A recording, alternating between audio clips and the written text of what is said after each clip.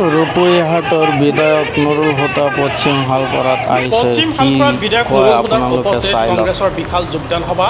ৰূপইহাট সমষ্টিৰ পোতালজাৰ মণ্ডল কংগ্ৰেছৰ অন্তৰ্গত পশ্চিম হালপাৰাত ভাৰতীয় জনতা পাৰ্টিৰ চৰম খহনীয়া। ৰূপইহাট সমষ্টিৰ বিধায়ক নুৰুল হুদাৰ উপস্থিতিত শতাধিক লোকে অৰ্থাৎ বিজেপি দল ত্যাগ কৰি কংগ্ৰেছ দলৰ প্ৰতি আকৃষ্ট হৈ আনুষ্ঠানিকভাৱে কংগ্ৰেছ দলত যোগদান কৰে। বিধায়ক নুৰুল হুদাই ওৰিয়াম ঘাটত উচ্ছেদৰ পিছত নগাৰ আগ্ৰাসন সম্পৰ্কে মন্তব্য আগবঢ়াই কয় যে মুখ্যমন্ত্ৰীয়ে নগাৰ আগ্ৰাসন বন্ধ কৰাৰ বাবে যাৱতীয় ব্যৱস্থা গ্ৰহণ কৰিব লাগে। হোজাই আৰু লামডিঙৰ লগতে সমগ্ৰ অসমতে শাসনাধিষ্ঠিত বিজেপি চৰকাৰৰ বিৰুদ্ধে দৌৰ সৃষ্টি হৈছে বুলি মন্তব্য কৰে বিধায়কজনে। অসম প্ৰদেশ কংগ্ৰেছৰ সভাপতি গৌৰৱ গগৈয়ে য'তেই গৈছে তাতেই হাজাৰ হাজাৰ লোকৰ সমাগম হৈছে।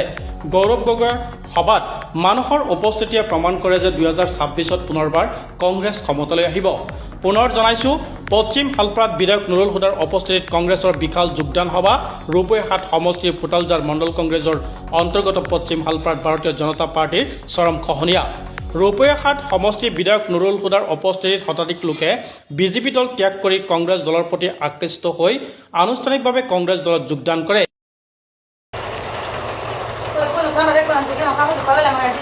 দেখুৱান আজ নুৰুল হুদা ওৰিয়াম ঘাটত আহিছে, কি কয় আপোনালোক চাই লওক।